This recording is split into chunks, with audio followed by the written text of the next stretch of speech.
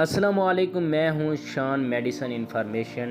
इस वीडियो में मैं आपको रैजिक कैप्सूल के बारे में बताऊंगा कि रैजिक कैप्सूल इस्तेमाल क्यों किया जाता है, रैजिक कैप्सूल के फ़ायदे और नुकसान क्या हैं, क्या हामला ख़वातीन इस कैप्सूल को इस्तेमाल कर सकती हैं, इस कैप्सूल को इस्तेमाल करने का सही तरीक़ाकार क्या है, क्या बच्चे भी इस कैप्सूल को इस्तेमाल कर सकते हैं। तो जी हाँ, चलते हैं वीडियो की तरफ। रैजिक कैप्सूल एक ओमेप्राजोल कैप्सूल है। रैजिक कैप्सूल को इस वक्त इस्तेमाल किया जाता है जब मैदे में दर्द हो, सीने में जलन हो, बदहज़मी हो, खुराक की नाली के बंद हो जाना, खुराक की नाली के बंद होने की वजह से खुराक का वापस आ जाना, खट्टी खट्टी डिकारें आना, तो रैजिक कैप्सूल इस्तेमाल करते हैं। और ज़्यादातर डॉक्टर ओमेप्राजोल का कैप्सूल रिकमेंडेड करते हैं। ओमेप्राजोल कैप्सूल में काफ़ी ज़्यादा कैप्सूल मार्केट में दस्तयाब हैं, लेकिन सबसे ज़्यादा असर करने वाला और अच्छी कंपनी का जो गेट्स कंपनी का रैजिक कैप्सूल है वो 20 और 40 mg में मार्केट में दस्तयाब है।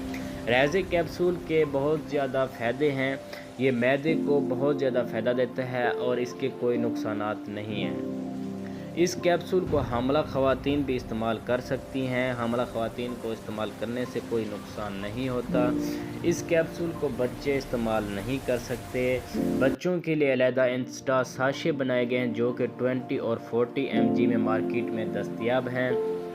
इनकी कीमत मैं बता देता हूं कि रैजिक 40 mg का जो कैप्सूल है वो इस वक्त मार्केट में 30 से 32 रुपये में दस्तयाब है, और 20 mg का जो कैप्सूल है वो 20 रुपीज़ में दस्तयाब है।